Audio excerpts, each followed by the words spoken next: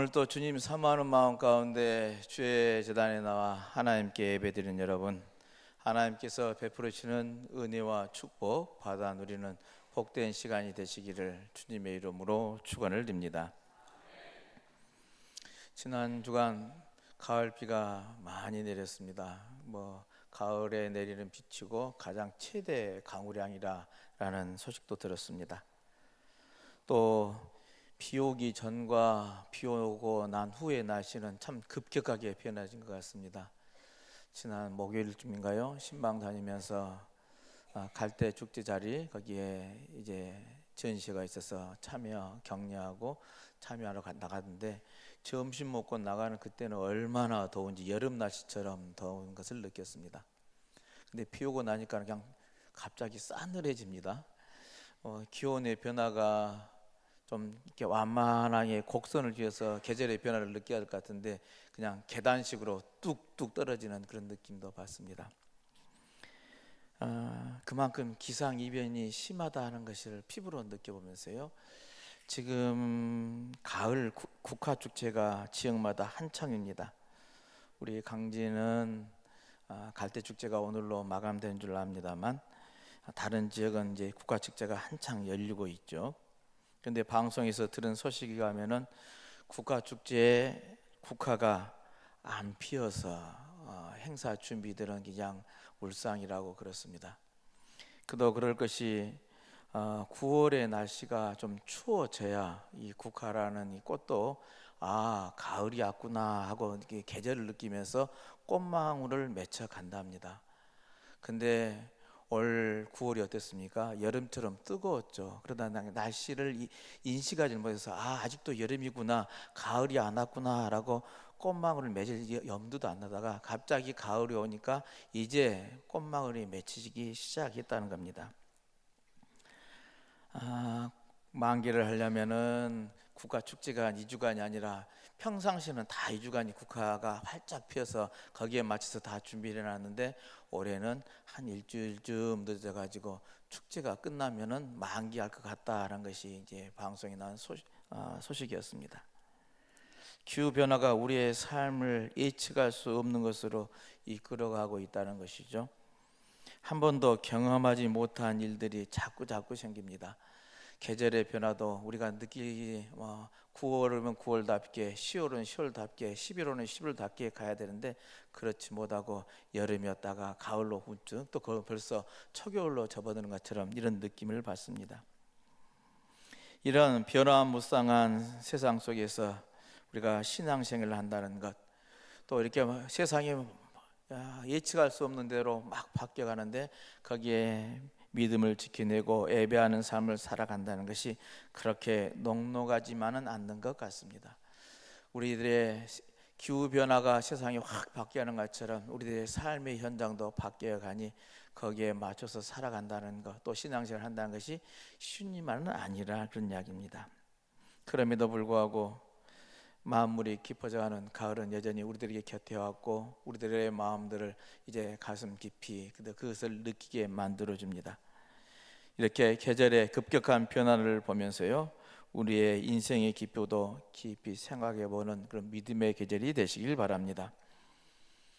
이렇게 우리들의 믿음의 깊이도 인생의 깊이를 생각해보자라고 제안을 했는데 그거는 나를 알아가는 일입니다. 철학적인 물음이죠. 나는 누구인가? 나는 어디서 왔는가? 나는 어떤 사람인가를 스스로 묻고 또 답할 수 있는 그런 믿음들이 되어져야 할 줄로 믿습니다. 특히 우리는 신앙인입니다. 그리스도인입니다. 우리는 예배드리는 사람들입니다. 이 예배의 자리에 우리가 어떻게 나오게 됐는가에 대해서 생각해 보자 하는 겁니다. 어떻게 해서 여러분은 이 예배 자리에 오셨는지, 그 이전에 우리는 언제부터 예수를 믿고 신앙생활을 해왔는지 한번 되돌아보자는 말씀입니다. 여러 이유가 있을 것입니다. 어떤 분들은 이제 부모님의 손에 이끌려서 교회에 처음 나오신 분도 계실 것이고요. 우리들 이를 흔히 말하여서 모태신앙이라고 그렇습니다. 뱃속에서부터 부모님에 의해서 죄의 재단에 나오고 하나님께 예배하는 삶을 살아오다가 어느샌가 나도 모르게 부모님의 신앙의 유산이 나에게 물려와서 그 하나님을 나도 고백하고 그 예수를 나도 그리스도로 고백하고 성령의 이끄심에 따라 살아가는 믿음 생활을 해오는 사람들, 그분들은 나도 모르게 언젠가 모르게 이런 신앙이 젖어들었고 또 그 믿음을 고백하고 신앙생활을 하는 줄로 압니다. 또 하나의 케이스는 친구나 주변의 이웃의 안내로 나온 분들이 있습니다. 물론 학창 시절 친구 따라서 교회에 와서 하나님을 알아가고 믿음 생활에 가는 사람도 있지만, 또 성인이 돼서 내가 힘들 때, 내가 어려울 때, 내가 아플 때 여러 이유를 통해서 나를 안내해주고 하나님을 만나고 그렇구나, 하나님을 만나니 내 새로운 삶이 열리구나 하고 깨달아서 살아가는 사람도 계십니다. 그런 반면 스스로 하나님을 찾아 나오신 분도 계시죠. 누가 전도하지 않아도 하나님을 만나고 싶고 뭔가 종교에 기여하고 싶고 또 나의 마음이 불안한 사람들이 평안을 얻고 싶어서 주의 잔을 찾아 나오신 분들도 계십니다. 이유야 어떠하든 동기와 가정이 어떠하든지요, 대부분 지금 현재 내 의지로, 내 결단으로, 내 고백으로 교회에 나와서 하나님께 예배드린다고 여러분 고백하고 있는 줄로 압니다. 그도 그럴 것이 교회에 나오기 위해서는 우리들은 참 분주한 삶을 정리해야만이 이 주일 성수를 하고 할 수 있는 것이 우리의 삶의 또한 여정이 아닙니까?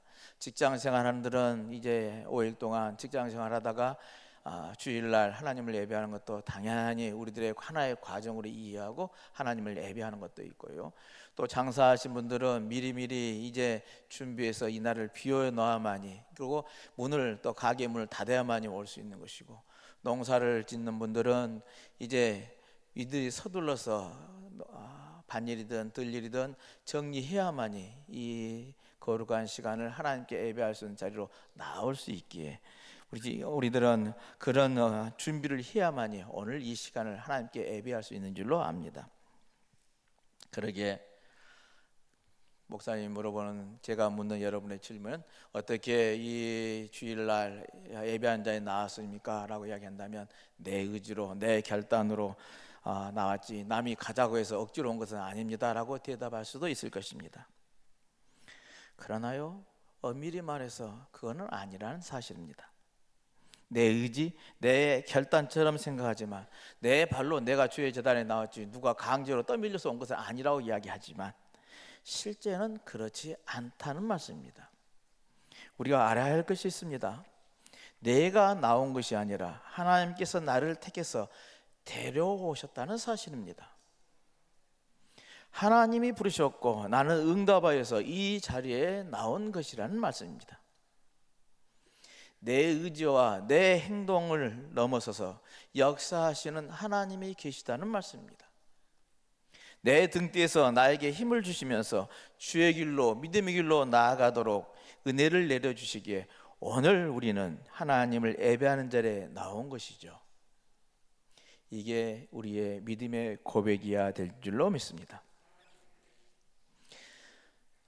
그렇다면 제 말씀이 아멘으로 응답하셔서 아멘 하셨으니 우리들의 삶을 되돌아보십시다. 그렇다면 하나님께서 나를 택하였다고 하셨는데 과연 나에게 뭐가 대단한 것이 있길래 주님께서 나를 택하셨을까요?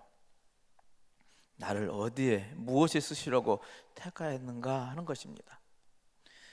우리가 세상에 살아갈 때 무언가 필요할 때요, 쓰임에 따라서 우리는 도구를 가져다 쓰게 되어집니다. 선택하게 되어 있습니다.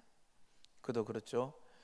여러분들이 부엌에서 요리를 하려면은 뭐가 필요합니까? 부엌 칼이 필요한 것이죠. 그런데 들에 나가서 풀을 베려고 한다면 뭐가 필요합니까? 부엌 칼이 필요한 것이 아니라 낫이 필요한 것이라는 이야기입니다. 나무를 장작을 패려고 한다면은 거기에 부엌 칼이 필요한 것입니까? 아니죠. 도끼가 필요한 것이죠. 이렇게 우리의 쓰임새에 따라서, 필요에 따라서 그 도구가 선택되어지더라는 이야기입니다. 근데 나를 돌아볼 때 우리가 뭔가가 필요하니까 나를 택해 주셔서 나를 택해 주셨고 또 하나님 예배하는 자리에 나를 세워 주셨는데 내가 어디에 필요한 것인가 하는 것이죠. 근데 나를 돌아볼 때 어디에도 쓰일 만한 존재가 또한 아닌 것이 내가 나를 보기에 그러하더라는 이야기입니다. 나를 어디다 쓰려고, 배운 것도 없고 아는 것도 없고 능력도 없고 재주도 없는 나를 어디다 쓰려고 부르셨을까 하는 것이죠. 세상에서는 버려진 것 같은 존재인데 주께서 택해서 귀한 일에 쓰시겠다 이렇게 말씀하십니다. 나를 택하여 부르셨고 나는 그 부르심에 응답하여서 예배 자리에 나왔더라 하는 말씀입니다. 칼 바르트라는 신학자는 은총의 선택이라는 아름다운 책을 썼습니다. 거기에 하나님의 선택은 엉뚱하다라고 표현을 합니다. 나를 보니 내 재주 없는 나를 왜 하나님이 선택해서 하나님의 자녀가 되게 했을까? 참 엉뚱하신 것 같다라는 이런 표현인 것이죠. 잘난 백성들은 놔두고 병자를 부르시더라는 겁니다. 왜요? 왜 그러실까요? 그는 이렇게 표현합니다. 하나님은 자유하신 분이다 라고 표현합니다. 하나님은 자유하신 분이다. 자유하신 하나님을 인간의 생각과 판단으로는 알 길이 없습니다.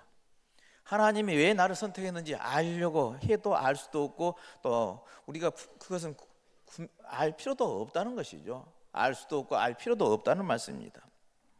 누구를 택하는가 하는 것은 오직 우리의 생각, 우리의 판단, 우리가 검증해서 이러이러한 사람이 필요하다, 이러한 사람이 아니다라고 할 것이 아니라 그것은 오직 하나님의 소관이라는 사실입니다. 교회에서 가끔 이제 직분을 줄 때 나는 아닙니다, 나는 능력이 부족해요, 저런 사람들을 왜 뽑았지라고 여러 불만들이 많이 이야기들 오고 합니다. 그것은 하나님의 소관으로 여기시길 바랍니다. 우리의 생각, 우리의 판단이 아니라는 말씀입니다. 하나님이 필요하시니 세우셨고 하나님이 필요하시니 쓰일 따름이라는 이야기입니다. 이런 하나님의 자유, 하고 싶은 대로 하는 자유, 하나님의 마음대로 하는 것, 어떻게 의미에서는 그것은 독단이고 행포라고 아닌가 질문에 따라올 것 같습니다만은 그렇지만 이 책을 쓴 칼 바르트는 하나님의 자유는 은총이라 표현합니다. 하나님이 하고 싶은 대로 하는 그 일, 그 선택한 일, 그 택함 받은 일, 그것이 하나님이 우리에게 주신 은총일 따름이라는 말씀입니다. 그러기에 나 같은 부족한 것을 찾으십니다. 이 죄인을 찾으십니다. 이 가난한 자에게 복을 부어 주시더라는 겁니다. 그러기에 내가 택함 받은 것은 은총이라는 사실입니다. 오직 은총의 선택으로 내가 말미암아 내가 이 자리에, 이 예배 자리에 나 하나님을 예배하게 된 것이죠. 오늘 새 본문은 이 은총의 선택을 증언하고 있습니다. 신명기서 말씀과 로마서의 말씀이 다 하나님의 선택과 부르심에 관한 내용들입니다. 그러기에 여기서도 우리의 지혜가 필요한 줄로 믿습니다. 이 은총으로 된 선택을 아는 지혜를 간직하는 여러분들이 되시길 바랍니다. 오늘 구약의 본문에서 신명기서는 하나님께서 이스라엘을 자기 백성으로 택하신 이유를 이제 들어 설명합니다. 주님께서 이스라엘을 택하신 이유가 그들의 수가 많아서 선택한 것이 아니고 강해서도 아니라고 이야기합니다. 그들이 잘나서도 아니라고 이야기합니다. 반대로 이스라엘은 가장 작은 민족이었습니다. 소수의 민족입니다. 그뿐입니까? 강한 민족이 아니라, 강한 군대를 가지고 있는 세력이 아니라 이집트에서 노예로 사는 민족이었습니다. 그런데 주님은 왜 하필 이런 보잘것없는 민족을 택하여서 하나님의 백성으로 삼으셨을까요? 오늘 신명기는 이스라엘 백성이 특별해서도 아니고 불쌍해서도 아니라고 이야기합니다. 오직 하나님의 사랑과 신실하심 때문이라고 설명을 합니다. 그 옛날 주님은 그들의 선조들에게 자손들을 복 주시겠다고 약속을 하셨습니다. 그 약속을 지키시기 위해서 그런 그들이 노예로 고난 속에 살고 있으니 사랑의 주님께서 그대로 볼 수가 없어서 구원해 주셨다는 겁니다. 실로 하나님의 은총의 선택이 그 민족이 임하였던 것이죠. 그러기에 신명기서는 하나님께서 너희들을 선택하여서 하나님의 자녀로 삼으신 그것을 알라고 이야기합니다. 하나님의 사랑과 신실하심을 알라고 권면하고 있는 것이죠. 하나님이 사랑하셨으니, 하나님이 구원해 주셨으니 이제 그 구원의 은총에 임하여서 이 땅에서 너희들은 하나님의 백성답게 거룩히 살라고 오늘 이 계명을 주고 있는 것이죠. 하나님께서 그들을 택하셨기 때문이라는 이야기입니다. 바울은 자기 자신을 로마 교회에 소개하는 편지의 제1장 로마서 1장 1절에서요. 이 하나님의 선택을 부르심으로 해석을 합니다. 그리스도의 예수의 종인 나 바울은라고 선언을 합니다. 하나님의 예수 그리스도의 종으로서의 사도로서 부름을 받아서 하나님의 복음을 전하라고 따로 세우심을 받은 것이 자신이라는 이야기죠. 근데 우리들이 잘 아는 것처럼 바울은 어떤 사람입니까? 복음과 그리스도인들, 예수를 믿는 그 그리스도인들을 박해하는데 가장 앞장섰던 사람이 바울이었습니다. 사울이었죠. 그렇게 해서 자신을 괴수라고 표현을 했습니다. 또 그가 유대 민족이었고요, 혈통적으로나 베냐민 지파였고, 또 가말리엘 문화에서 수학한 이제 수재였습니다. 어느 또나 혈통으로나 학식으로나 자랑할 만한 사람이라는 이야기입니다. 율법에 대한 아는 것도 굉장히 많았습니다. 그러니 그가 아는 지식으로 박해하는 일에 앞장섰던 것이죠. 기고만장하였던 그였습니다. 그런 그가 사도로 부름을 받았다고 오늘 나서고 있습니다.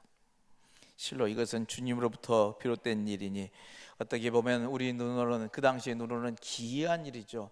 참으로 바울이 핍박하는 자에서 복음 전하는 자의 사명을 갖고 살아가는 삶이라는 것은요, 얼른 보기에는 이해할 수 없는 일이지만 그러나 그 일이 바로 주님이 하신 일이라는 이야기입니다. 하나님의 은총의 선택으로 이루어진 일이라는 겁니다. 하나님 편에서는 선택이지만 바울 편에서는 어떻습니까? 부르심을 입은 것이죠. 이런 바울의 부르심은 그리스도의 은혜로 말미암은 것이라고 스스로 이야기합니다. 주님을 소개하는 표현 중에 오늘 바울 로마서에서요, 육신으로는 존귀한 다윗의 자손이요 영으로는 부활하신 하나님의 아들이신 거룩하신 그리스도께서 이렇게 만들어 주셨다고 표현합니다. 그 그리스도께서 바울을 부르셨다는 것이죠. 죄인 중에 죄인, 괴수인 그를 부르셔서 복음 전하는 자의 사명을 주셨다. 그것이 오직 그리스도의 은혜라라고 고백을 하고 있습니다. 이 같은 바울에게 일어난 일처럼 그리스도를 통한 부르심은요, 우리 모든 신자들에게 해당되는 일이기도 합니다. 지금 편지를 쓰고 읽는 로마 교회 모든 교인들이 주님의 부르심을 받은 존재라고 바울은 적고 있습니다. 이 그리스도의 은혜로 부르심을 이기에 참으로 그들이 하나님의 자녀이고 하나님의 은총 안에 사는 사람들이라는 것이죠. 그래서 로마서 1장 14절에는 사람에게나 어리석은 사람에게다 다 빚진 자라라고 표현을 씁니다. 그러기에 이 귀한 은혜의 부르심을 소홀히 할 수가 없다는 것이죠. 로마에 있는 사람들에게 복음을 반드시 전해야 한다고 다짐한 것이 바울의 다짐이더라는 겁니다. 이렇게 부름받은 존재이니 그러니 온전하라고 권면하는 것이 성서의 권면입니다. 오늘 마태복음 본문은 산상복음의 일부입니다. 여러 엄격한 윤리가 나오죠. 오른밤을 때리면 왼밤을 대주고 오리를 가자면 십리를 가주라고 합니다. 원수까지도 사랑하라고 합니다. 38절로 40절까지를 읽어보면은 보통 사람은 지킬 수 없는 어려운 내용들이 거기에 가득 차 있습니다. 왜 이런 어려운 것들을 이제 주님께서는 제자들에게 요구하고 있을까요? 주님의 부르심을 받은 제자들은 세리나 이방 사람들과는 달라야 하기 때문에 그렇습니다. 여기에서도 선택 또는 부르심을 알 수가 있습니다. 이 말씀을 듣는 청중은 누구입니까? 오늘 예수님의 제자들입니다. 예수님의 선택을 받은 제자들이야말로요, 그때 당시의 수준을 보면 정말 가난한 사람들이었습니다. 많이 배우지도 못했습니다. 어떤 의미에서 촌 사람들입니다. 그럼에도 하나님의 나라의 일꾼이요 사람을 낚는 업으로 선택받은 사람들이라는 이야기입니다. 이게 바로 은총이라는 말씀입니다.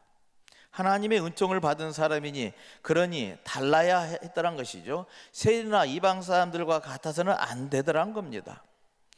얼마나 감격스러운 선택이었겠습니까? 이제부터는 달라야 합니다. 완전하신 그분처럼 완전한 삶을 살아야 될 줄로 믿습니다. 오늘 말씀은 우리의 존재됨을 깨닫게 해주는 새 본문의 말씀이 아닌가 싶습니다.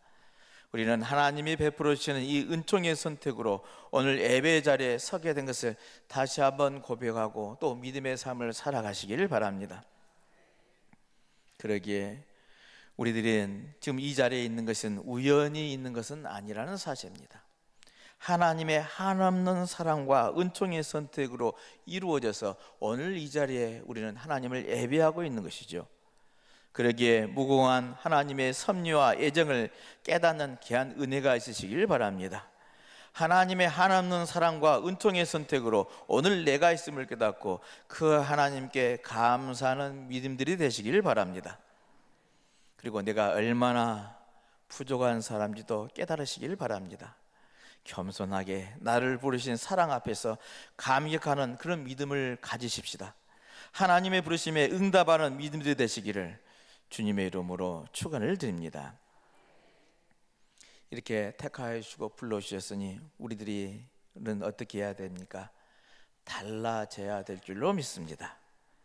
옛 모습, 옛 생활, 옛 생각, 옛 자아에서 머물러서는 안 될 것입니다. 주님의 선택을 통해서 우리의 자리가 이제 달라졌습니다. 주님을 핍박하는 자리에서 주님을 전하는 자리로 달라졌던 바울처럼 우리의 자리가 달라졌습니다. 위치가 달라졌습니다. 신분이 달라졌습니다. 자유인이요 구원받은 사람이요 하나님의 자녀가 되어졌습니다. 그러기에 모든 면에서 이제 하나님의 자녀답게 그리스도인답게 살아야 할 것입니다. 하나님의 부르심으로 하나님의 자녀가 됐으니 달라진 것은 당연한 일인 것이죠. 우리의 호칭도 그냥 세상 사람들이 불러주는 그 호칭이 전부가 아니라 우리도 앞에 불러지는 호칭이 또 있습니다. 그리스도인입니다. 기독교인입니다. 그리스도인다운 모습을 갖춰야 한다는 겁니다. 구원받은 사람답게 하나님의 자녀답게 그리스도인답게 한없는 하나님의 사랑을 베풀며 살아가는 그런 믿음의 삶이 되어져야 할 줄로 믿습니다. 그러기에 우리의 행동 하나하나가 우리의 삶의 모습 하나하나가 우리의 말 한마디 한마디가 하나님의 자녀다운 모습으로 나타나야 될 줄로 믿습니다. 여러분 이전과는 달라진 모습으로 살아가시기를 바랍니다. 마지막으로 택하여서 불러주셨으니 무엇 해야 하겠습니까? 불러주신 대로 일하는 일꾼들이 되어져야 할 줄로 믿습니다. 하나님께서 선택한 것이 목적이 있습니다. 필요 없는 존재를 택하신 것이 아니라는 말씀입니다. 하나님은 일을 맡기기 위해서 우리를 선택하셨고 부르셨습니다. 복되고 아름다운 주님의 나라를 위해서 하나님의 나라를 위해서 이제 쓰시기에 우리를 불러주셨고 택하여 주셨습니다. 그러기에 우리는 이 하나님 나라를 만들어가는 일에 주춧돌이 되어져야 할 줄로 믿습니다. 하나님 나라의 일꾼이 대단한 겁니다. 나의 부족함을 따지지 않고 믿고 부르신 이 하나님 은총에 보답하는 그런 믿음의 삶이 되어져야만 하겠습니다. 오늘 말씀을 정리합니다. 우리는 은총의 선택으로 오늘 이 예배의 자리에 있음을 깨달으시기를 바랍니다. 겸손하게 나를 부르신 사랑 앞에서 감격하는 그런 믿음으로 하나님의 부르심에 응답하는 믿음들이 되어져야 하겠습니다. 그러기에 택함 받고 부른 사람답게 달라지는 삶을 살아가십시다. 하나님의 자녀다운 믿음의 삶을 살아가십시다. 불러주신 은혜대로 하나님 나라의 주춧돌이 되어서 하나님 나라의 일꾼으로 살아가시기를 다시 한번 주님의 이름으로 축원을 드립니다.